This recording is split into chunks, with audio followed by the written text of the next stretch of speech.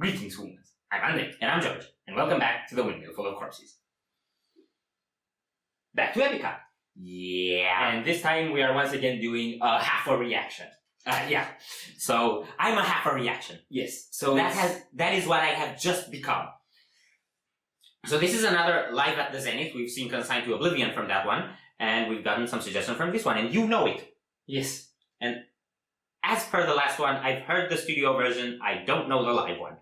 So, here we are. And since all of you lovely Epicans have asked for more of Epica, we deliver.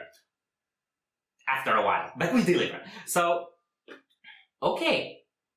Link to the original video will be in the description, as usual. And, without further ado, or do you have any... Oh, let's dance. In a hurricane. Okay.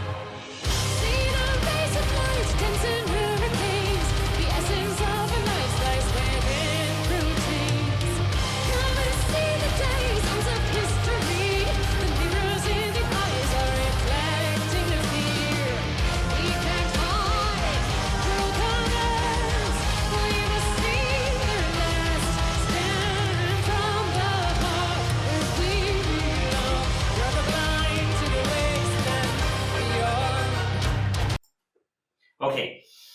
Wow, that was a nice evolution. I didn't remember that. Not as well as I thought.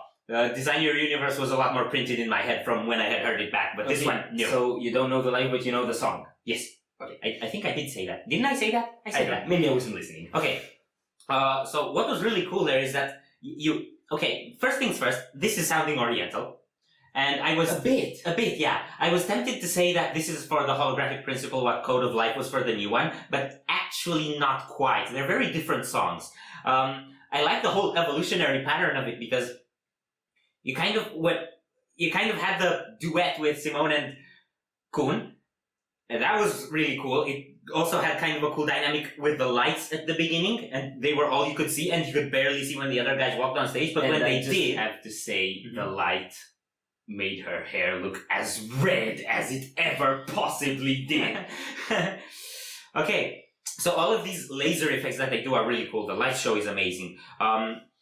What was really cool is that when the other guy showed up on stage, I immediately expected it would blow up, but you just got the bass grooving there elegantly with a little bit more choppy drums. And then the next time you expected it would blow up, they just got some guitars coming in, just with some open chords, leaving some more trails of distortion throughout there. And then only then it exploded. So it's like twice before it actually goes into the chorus, you think it's gonna go big. So it's got this sort of teasing effect all the way through it for nearly half the song. And that actually worked great. One more thing I want to comment on is that the fact that Kuhn has that sweater. Have you seen it? It's not a sweater. I don't know what the hell that is. I don't know clothes. But it's got the triangles on it from the Holographic Principle cover artwork. So that's really cool. One more thing I want to say, which I also said for Design Your Universe, is... Actually, I don't think I said that for Design Your Universe. On the older Epica albums, what I said for Design Your Universe is that the vocals tend to come forward more, sort of cut through the mix more effectively. And then for the later ones, Quantum Enigma and this one, you have more of a wall of sound, and the vocals often, the lead vocals often melding with the choir. So you don't get as much of Simone coming to the forefront in the music, but live, she still tends to cut through the mix a bit stronger than on the studio versions. That's a pretty cool twist. So, that's all you talking. Yes.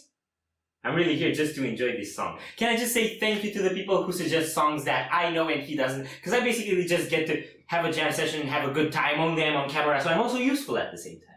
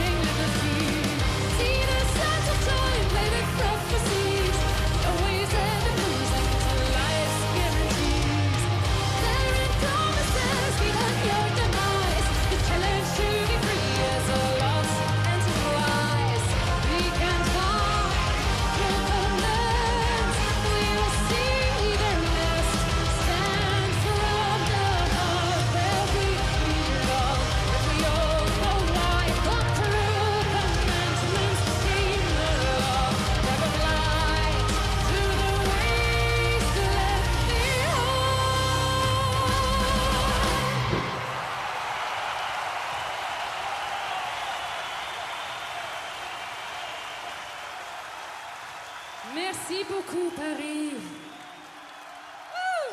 Right back at you. Man, I love Epica live performances. Yes, I love Epica. I love it. I love Epica. I love Epica. Okay, I love it. what is crucial that we point out about the second half Is that I love Epica. Okay, what is crucial that we point out about the second half is that we got that blasting section right after we let it go. There were some pretty cool details on that one that I'll get back to, but what we got on that was also a lot of like gazers and fog machines coming on stage. Yes. And what I really like is that right after that, when they go back into the soft part, they all went around the drummer, and all the lights were on him. So it was like, we're using fog machines, but it's not to hide the drummer. We do not have an ugly drummer. Drummer appreciation moment. Okay, so all douchebaggery on my end out of the way. That second part was brilliant.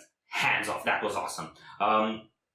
So what was really cool about the death metal part that we had before the dip and the second chorus is that you had the galloping guitars, and Mark was basically there like a frozen mannequin doing both at the same time. Yes. And all the lights flashing and all that going on. So everything intense, but you still got alternating operatic vocals peering through that. And I think it's cool that she was next to him when they were doing that, because it actually allows you to notice the fact that those vocals are there, the cleans, peering through the chaos. So that was a really cool touch. Yeah, like you also see it, you don't just also hear it. Yes. Yeah, something like that. Because even what you're hearing, it's maybe a bit buried, and the fact that you also see it happening draws your attention to it. Yeah. So that was a really good choice, like, as far as video is concerned. Yeah, especially due to the fact that Simone usually doesn't chip into the death metal sections quite so much. What I want to point out about that section is, I don't know if you noticed, you basically had the fast death metal kick snare pattern when Mark was growling, and then and Simone also kicked in, that's when the double kicks planted. Mm-hmm. So it was this like spike, like extending both the lower frequencies and the higher frequencies at the same time, and the whole soundscape just widens. Yeah.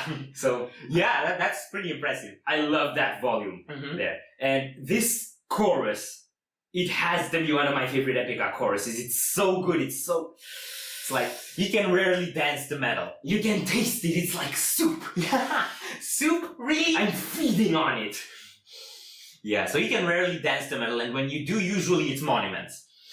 But this time you can dance to Epica, so that was a really cool thing. And also, the drummer appreciation moment was actually kind of a drum solo. Not exactly a drum solo, because it fit in. I'm pretty sure that's not on the studio version. But it was there, and it was cool anyway. And I like that even after they went back into the chorus, he still kept doing fills that I'm sure aren't on the studio. So Yeah. that gave so much more energy. I like this version a lot better than the studio. And the studio version is pretty good, don't get me wrong. Okay, I don't know if there are any other videos from this show, but I really love how this is produced, and if there are any more, we want. Yes. I want. Thank you for watching. If you enjoyed this video, we greatly appreciate the likes and shares. And if you want to see more, don't forget to subscribe with bells on. Thank you very much for stopping by. We hope you enjoyed your stay, and we'd love to see you back at the Windmill very soon. Corpse is out.